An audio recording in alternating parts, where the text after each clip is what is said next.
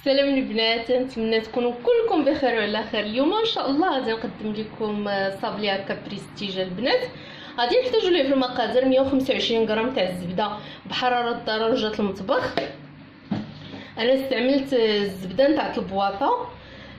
عندي هنا 4 كاس تاع الزيت، عندي قريصه تاع الملحه، عندي هنا سكينجبير معسله البنات راه تيتباع، خديتو قطعتو هكا رقيق. الا عندكم الماكينه تطحنوا غادي تطحنوه، انا قطعته رقيق بحال المطحون. ها هو الشكل نتاعو كي تيكون على هذا الشكل هذا.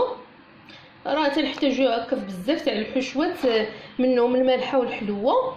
تيتباع عند مالين المحلات اللي تيبيعوا هاد المستلزمات تاع الحلويات، راه تعطيه 10 دراهم تاعتك منه. وفيه واحد المذاق رائع البنات. قلنا غادي نحتاجو منه المعلقه، غادي نحتاج الكاس تاع سكر كلاصي تقريبا 100 غرام. عندي هنا بيضه وصفر بيضه، وعندي الطحين حسب الخليط. العجين ما خصوش يكون قاصح بزاف. ندوزو دابا للطريقه البنات. غادي نضيفو الزيت على الزبده. الا استعملتوا الزبده العاديه البنات تاع العبار الحيوانيه بلا ما تستعملوا الزيت، انا حين استعملت هذه تاع البواطه داكشي باش ضفت الزيت. غادي نضيف السكر، وغادي نضيف هاد السكينجبير هذا الماسل، وغادي نخدم كلشي مع بعضياتو حتى ينسجموا ليا هاد العناصر مع بعضياتهم. من بعد ما خدمت الزبده مزيان هي والسكر كلاصي وهذاك السكينجبير ماسل والملحه، غادي نزيد دابا هاد بيضه وصفر بيضه، وغادي نبدا نخلط. صافي دابا من بعد ما خلطت هاد العناصر هادو ونسجموا مع بعضياتهم، غادي نبدا نضيف الطحين شوي بشوي وانا تنجمع. صافي كي قلت لكم تنبقاو نزيدو في الطحين شوي بشوي حتى تيتجمع لينا الخليط. ها هو التجمع. ما تندلكوش صابلي البنات هكا باش ما يشربش لكم، باش يبقى الشكل نتاعو كي صايبطوه. راه صابلي راه ما تيتدلكش، فقط تيتجمع على هذا الشكل هذا. ما تندلكوش العجين. صافي دابا غادي نديرو في بواطه وغادي ندخلو للثلاجه لمده تاع ليله كامله. بحال ما دابا صايبوه بالليل خليوه حتى الصباح، عاد وجدوا ليه الحشوه تاعته هكا تيجيكم ساهل، ومنها تيبقى تيشرب هذوك المكونات اللي درنا فيه وتيجي زوين، تيبقى تيتخدم دغيا، تيتلخبط ودغيا تيتخدم. غادي ندخلو انا للثلاجه وغادي ندوزو باش نشوفوا الحشوه. ها هو العجينه البنات بعد ما خليته ارتاح ليله كامله تيجي على هذا الشكل هذا. الا كان الحل بارده البنات غير عجنوه وخليوه غير فوق البوطاجير، هكا غلفوه بلاستيكه ولا ديروه في بواطه وخليوه فوق البوطاجير. اما الا كان الحل سخون ديروه في الثلاجه. غادي ندوزو دابا المقادير تاع الحشوه. عندنا في الحشوه البنات عندي هنا 300 غرام تاع الشريحه اللي شديتها مسحتها مزيان وقطعتها هكا رقيقه بموس على هذا الشكل هذا اولا مقص. المهم باش ما الحاجه اللي عندكم ماضيه قطعوها بها هكا رقيقه. عندي هنا قلنا هي فيها 300 غرام. عندي هنا 150 غرام تاع الكركاع هكا صهدتو وفرتتو هكا غير بيتيه، اولا ممكن هكا تقطعوه بالموس يكون هكا رقيق. وعندي هنا تقريبا واحد 2 المعالق حتى 2 المعالق ونص تاع سكينجبير اللي قلت لكم معسل راه تيتباع هكا قطعته حتى هو رقيق. عندي هنا 4 المعالق تاع عما زهر. عندي هنا 80 غرام تاع العسل، اولا ممكن ديروا عينكم ميزانكم تجمعوا الحشوه حتى تجمع لكم اللي ما عندوش الميزان. غادي ندوزو دابا الليمون اللي غادي نوريكم باش غادي نخدمو. الا عندكم البنات هاد الليمون هاد الاطارات هادو خدموا فيهم، راه تيجيو واعرين، تجي الخدمه فيهم واعره. الا ما عندكمش هادو وعندكم هادو ممكن تخدموا في هادو حتى هما تيجيو زوينين. ما عندكمش هاد الليمون كاملين غادي تجيبوا هذا تاع البهله، هو فاش غادي تخدموا. المهم اللي عندكم. ما عندكمش كاع لا المول تاع البهله ولا هادو تاع لي طاخت، غادي تاخذوا قطعه دائريه هكا مسننه من الجناب، وغادي تقطعوا بها الصابلي تاعكم، وغادي تاخذوا شويه من الحشوه وغادي تحطوه في الوسط نتاعها صافي بلا ما تحتاجوا ليمون. ندوزو دابا للطريقه البنات تاع الحشوه. غادي ناخذوا هكا شي بوينيون اولا شي حاجه، غادي نديروا فيها الشريحه هكا اللي قطعت دقيق، وغادي ندير هاد الكركاع اللي مصهد ومهرمش.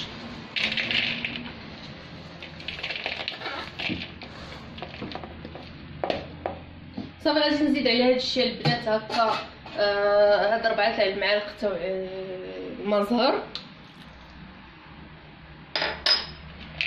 وغادي نضيف العسل شوي بشوي حتى يتجمع ليا هاد الخليط هذا. غادي نشوف اللي فيكم راه تيخصنا 80 غرام.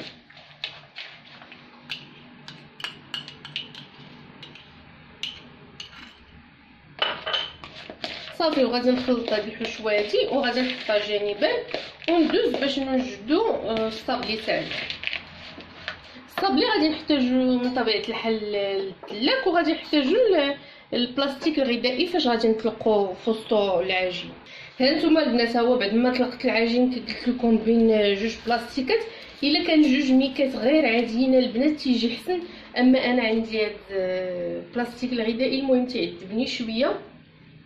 خديت القطعه البنات هكا على حساب هذا المول هذا اللي عندي، هذا تاع البهله اللي قلت لكم هكا راه يليق لكم بزاف البنات تاع الاقتراحات المالحه والحلوه. شريوه راه تيدير 30 درهم، راه نصايبوا به هكا الملح والحلو يطلع لكم اقتصادي في بلاصه ما تبداو تشريو هكا مولات هذا سميتهم هاد لي سيركل. من الافضل تشريو هذا تطلع اقتصادي. هادو تيحسبوهم ب5 دراهم 4 دراهم، وهذا راه ب 30 درهم كي قلت لكم، ويبقى عندكم مده طويله وممكن تخدموا فيه على هاد الوجه وعلى هاد الوجه. غادي نخدم لكم به ان شاء الله هكا اقتراحات مالحين وحلوين كي قلت لكم. هانتوما البنات شفتوا صابلي كي تيجي رائع هكا، الا بقى بات تيجي ما نقولش لكم، وساهل هكا في الخدمه. وكي قلت لكم راه السر نتاع صابلي هكا باش يجيكم رائع ويسهل عليكم في الخدمه وكل شيء. ما تدلكوش البنات صابلي راه ما تيتدلكش.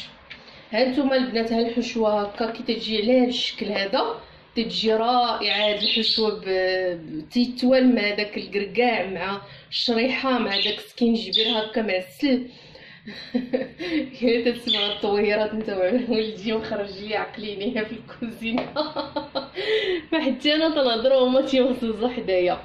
المهم غادي ناخذ هكا معلقه، تصحابهم واش تنهضر معاهم. غادي ناخذ معلقه من الحشوه وغادي نحطها هكا في الوسط هكا. تكون الحشوه البنات مقببه شويه باش يجي هاد الصابلي رائع هكا بريستيج البنات. ما نقولش لكم كي تيجي هكا غير جربوه وما غاديش تندموا. شفتوا البنات كي تيجي. غادي نكمل انا الخدمه. غادي ناخذ القطعه وغادي نبدا نقطع. غادي نعمر باش تجيني الخدمه سهله. غادي نعمر المولات اللي عندي كاملين بالعجين، عاد غادي نبدا تنعمر هكا تسهل عليكم الخدمه. هانتوما البنات تنبقاو نلبسوه. هادي جاتني عوجه شويه غادي نحيدها. المهم غادي نبدا نقطع باش تجيني الخدمه سهله ونبدا نعمر المول كامل. عاد نعمر بالحشوه.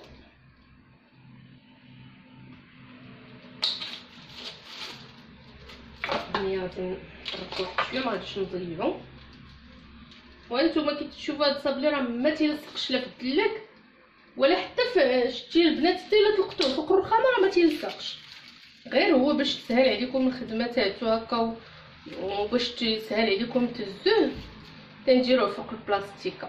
صافي البنات، ها هو صابلي بعد ما قطعته هكا ودرتو في الطاوه باش تتسهل عليا الخدمه تاعتو.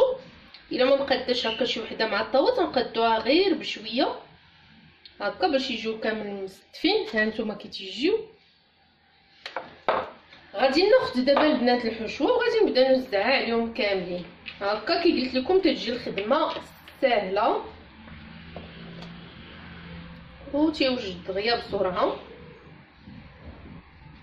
غادي نبدا نعمر حتى نساليهم كاملين.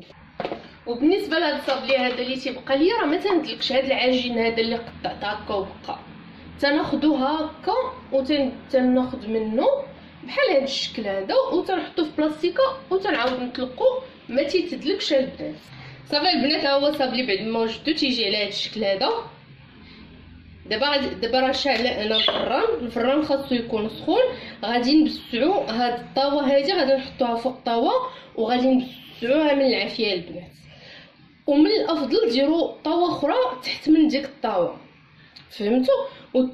وتكون مبسعه على العافيه الفوق، وتنقصوا عليه الفران وتخليوه يطيب بالمهل باش تيجي هكا صابلي مقرمش وتيجي اللون تاعو زوين وتياخذ حقه في الطياب. دابا غادي ندخلو للفران ان شاء الله ونتلاقاو هكا مع الشكل النهائي تاعو. واش باقي غادي نزيدو تزيين اولا غادي نخليه هكا، ما عرفتش، باقي دماغي خدامتي بليا. ولكن الوصفه الاصليه هي ديال البنات. الا بغيتو تضيفوا عليها نتوما هكا شي تزيينه اخرى حتى نخرجها من الفران وتشوفوا انا باش زينتها. ها نتوما البنات، ها هما بعد ما طابو خرجتهم من الفران تيجيو على هذا الشكل هذا، تيجيو محمرين زوينين هكا. كي قلت لكم الا نقصتوا عليهم العافيه راه تياخذوا حقهم في الطياب هكا، وتيجي صابلي رائع ومقرمش في نفس الوقت واخد واحد اللوين ذهبي وغزاله البنات. انا خديتهم وخديت نفس القطعه باش قطعتهم وقطعت صابلي هكا على شكل داير عادي، صابلي عادي، وطيبته حتى هو معاه على عافيه مهيله تيجي على هذا الشكل هذا. وخديته حطيت فوقه هاد الصابلي هذا اللي على شكل طارتوليت. فاش قلت لكم ما عرفتش الزين تاعو قاعده نفكر كي ندير ليه تعطيوني الاراء تاعكم. واش نخليه غير هكا عادي؟ انا ما عجبنيش هكا عادي صراحه. درت ليه هاد القاعده هادي، هو راه توقف درت ليه هاد القاعده هادي جات زوينه. نتوما تشوفوا وتعطوني الاراء تاعكم في التعاليق واش هكا جا حسن اولا غير على شكل طارتوليت.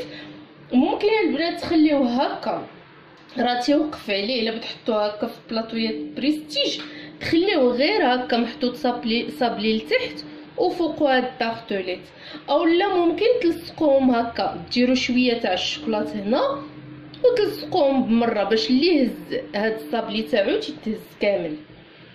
من الصباح وانا تنقول واش ندير ليه هكا نوقفو هكا، ما خليت كي درت ليه تعيت وانا نحطو فوقو. عاوتاني قلت هاد الشكل هذا تجي هكا بحال كوكياجه يلصق من هنايا بشويه نتاع الشوكولاط ويجي على هاد الشكل هذا بحال شكيل تاع كوكياجه. هانتوما تشوفوا. المهم في الاخر قررت ندير ليه هاد الشكل هذا حتى تقولوا لي. وباقي تنفكر حتى الشوكولاط قدامي تنقول واش ندير ليه خطوط بالشوكولاط اولا نخليه غير هكا. المهم تشوفوا الشكل نتاعو النهائي اللي زقيت عليه وقولوا لي حتى نتوما الاراء تاعكم اش اللي يعجبكم، واش هكا سامبل اولا بالشوكولاط اولا بلا قاعده اولا بالقاعده اولا شكين تاع كوكياجه اولا. عندي بزاف تاع الافكار البنات في دماغي ولكن اكتفيت بهذا الزين هذا. ان شاء الله هاد الافكار اللي في دماغي غادي نطبقهم لكم هكا في وصفات اخرين. عندي فكره تاع عجين اللوز اولا عجين الشوكولاط نحطوه هكا من الفوق وريضه اولا في الجنب ونغرس فيها واحد العقيقه هكا في الدوغي اولا في الارجنتين. وهادو هما الافكار اللي عندي. عاوداني ثاني جاتني واحد الفكره نغطس هاد الصابلي هذا كامل هكا في الشوكولاط، يا اما كحل يا اما ابيض، يتغطى كامل عاد تحط فوقه هذا. وشفتو كي تنحير في الوصفات تنبقى تنفكر اش ندير. المهم تعطوني الاراء تاعكم، اش من الاقتراح اللي غادي يكون زوين هكا تشاركوه معايا. انا غادي نكمل التزيين تاعهم وغتشوفوهم في الشكل النهائي تاعهم في الطبق، وتنتمنى كينالوا الاعجاب ديالكم لانهم فعلا تيستحقوا التجربه البنات وتيجيو رائعين. هذا هو الشكل النهائي البنات تاع لي طارطوليت بعد ما فكرت بزاف كشتو وليت ذوقتهم بالشوكولات تيجيو على هذا الشكل هذا، ولصقتهم هكا بالشوكولات، لصقتهم باش هكا ما يطيحوش. دابا صافي راه لاصقين، غير غينشف وغيتبتوا عليه صافي. ودرت لهم هاد الزويويق هكا بالشوكولات، وان شاء الله كي قلت لكم هكا رحت لكم بزاف تاع الاقتراحات هكا بالطاوه تاعت البهله. تنتمنى تعجبكم هاد الوصفه البنات، وما تبخلوش عليا باللايكات نتاعكم والتعاليق الزوينين نتاعكم اللي تيفرحوني، وشكرا بزاف للناس اللي تدعموني وتيفرحوني دائما، تنقول لهم شكرا بزاف. كذلك ما تنساوش تزوروا الصفحه اللي على الفيسبوك اللي هي شيوات مريم، والانستغرام اللي هو العبار مريم. وغنخلي لكم المقادير تاع الوصفه البنات هكا مكتوبين. البنات اللي تيقولوا لي حتى المقادير مكتوبين، راه عاود رجعت الموقع تاعي، راه غنكتبهم لكم في الرابط اللي في التعاليق. غادي تضغطوا على الرابط البنات، غادي يدوزكم ديريكت الوصفه مكتوبه وبالصور تاعها. وبالصحه والراحه البنات.